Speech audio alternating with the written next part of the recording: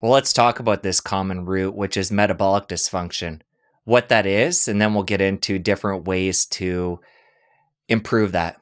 Yeah, absolutely. I guess the model one model that I've heard that I like to repeat is the diseases I had were seemingly unrelated. You know, I had arthritis, and then I had high blood pressure, and most people don't think of arthritis and blood pressure as being related. You know, they're clearly different. And then diabetes, that's a whole nother disease. And that's the way our mainstream medicine is. But the fascinating thing is that, the metaphor, I guess, is that let's say I have a problem, and my problem is my floor is wet in my house. So I get a mop and I mop it up. And then another problem is the door is wet. There's water on the door. So I get something and I wipe the door off. But I'm treating the symptoms for these various conditions when actually the problem is not with the floor and the problem's not with the door. The problem is with the roof. And there's a leak in the roof. And the roof is sort of the metaphor for the root cause. And rather than taking prescription medicines for my blood pressure, my diabetes, my gout, all these other things, which I was told and I thought not only control the symptoms, but actually manage the disease. I thought, the disease was, quote, under control. But actually, what I learned is that they manage the symptoms, but frequently with many diseases, they block the symptoms, which is not necessarily a good thing because you forget you have the disease, but the disease goes on and continues to progress. And that's a fundamental problem.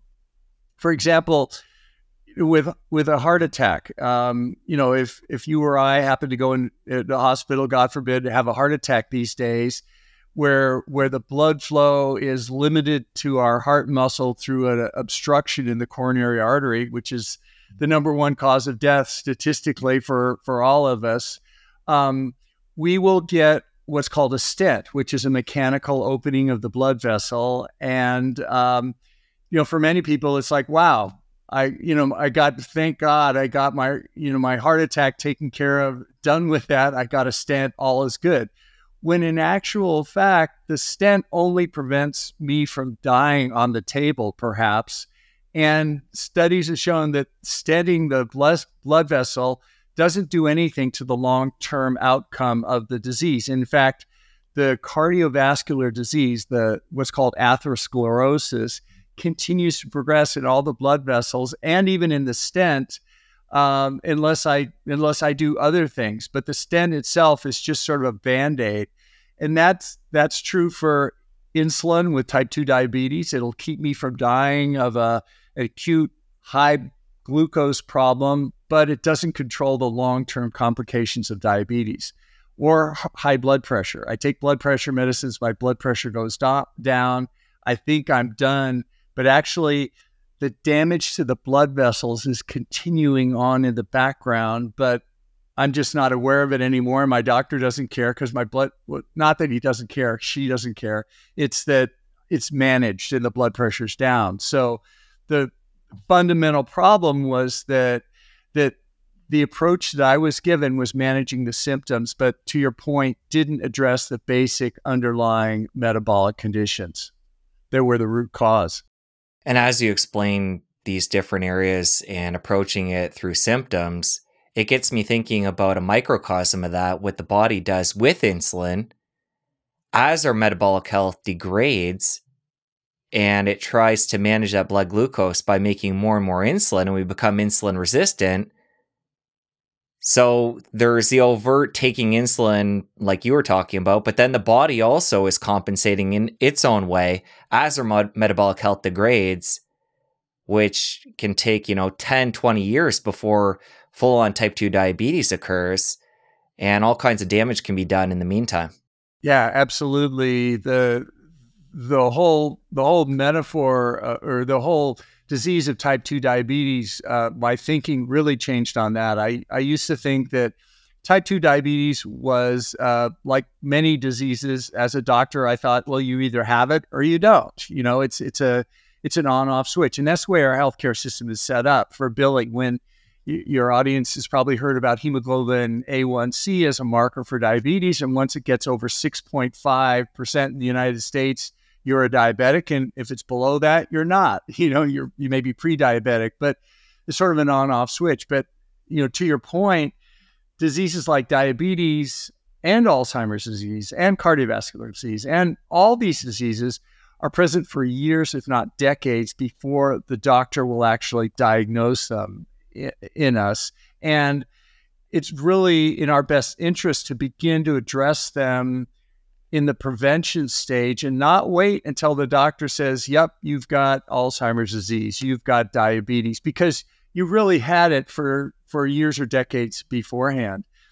And the other thing about type 2 diabetes that my thinking has changed is there's a fascinating study that just came out with adult Americans without diabetes. These are healthy adult Americans. And if you plot their hemoglobin A1C, basically this blood test for diabetes, if you plot it over time, it goes like this. The older they get, the higher the HA1C goes. And what does that mean? Well, the way I think of it is it's like gray hair. In other words, hemoglobin A1C is going to get higher and higher, and diabetes is something that many, if not all of us, certainly many of us will get if we live long enough and don't die of something else first.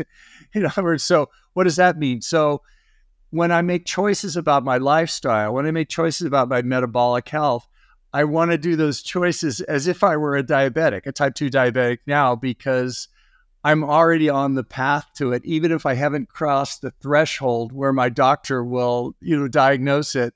I'm en route to it. Well, what I really like about your book is you get to the root of all this with TOR or mTOR. So let's talk about what that is. And then when it's gone awry, it's not a bad thing in and of itself. It's something that we all need. But with the current diet that Westerners are taking in, high in carbohydrates, we're causing it to be triggered more often than we like. So let's take it all the way back to TOR, talk about what that is, and then we'll work down to metabolic dysfunction, which then leads to all these chronic diseases. So it's all connected. I love TOR. That's one of my favorite molecules. And actually, arguably, it's probably one of the most important biological switches that there are. Yet the amazing thing is mTOR or TOR wasn't discovered until the end of the 20th century. So, but we now know that it's conserved evolutionarily over billions of years. What does that mean? It's present all the way from yeast to human beings. So any molecule that's present in all those organisms has to be important at a very, very fundamental level. And TOR is, it's a simple thing. It's a switch. It's a biological switch that detects the presence of nutrients. And by nutrients, primarily glucose and oxygen to some extent, and insulin a little bit also. And when nutrients are present, it just instructs the cell to grow. So it's like a gas pedal. You turn TOR on when it detects nutrients and the cell grows. And that's an absolutely essential thing for every cell to recognize, because if you grow when there are no nutrients, you'll die. Conversely, if there are no nutrients present, TOR turns off into the off side. And what happens then?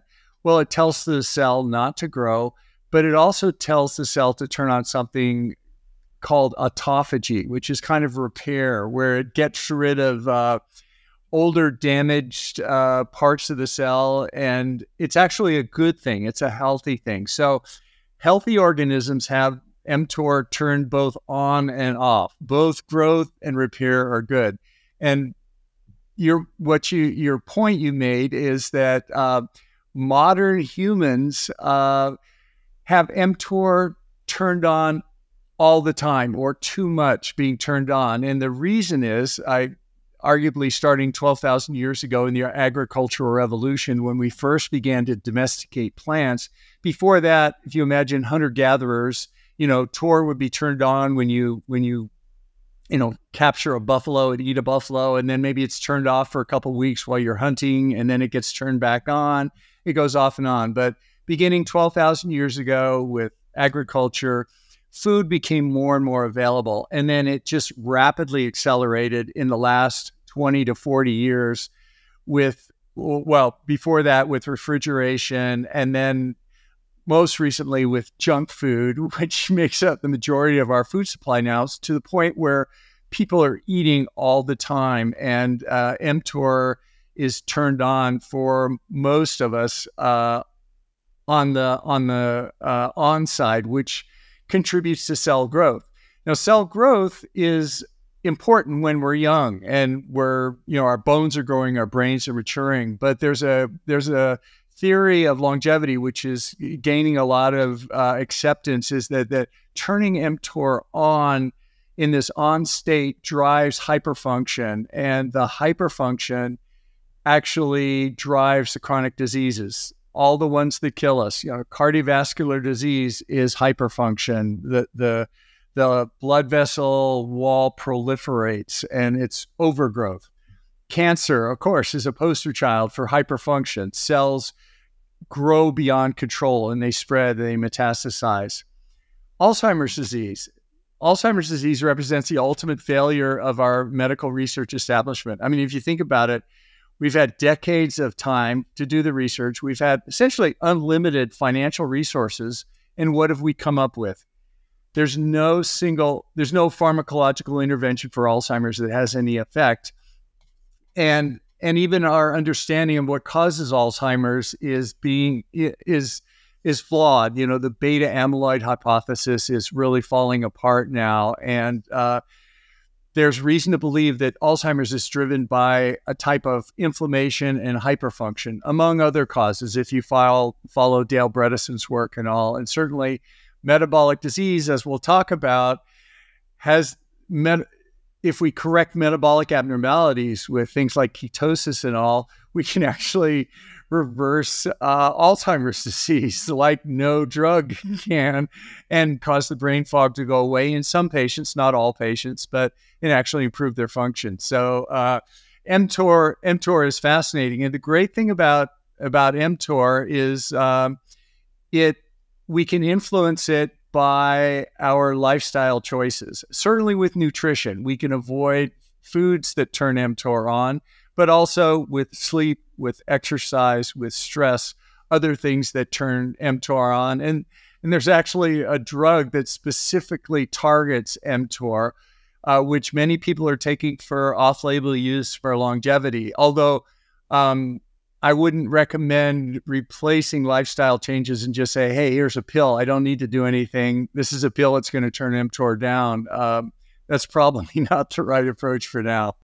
Was I correct in saying that mTOR would be the root of chronic disease, though? And then it being triggered too much would lead to metabolic dysfunction and then chronic diseases like Alzheimer's and cancer.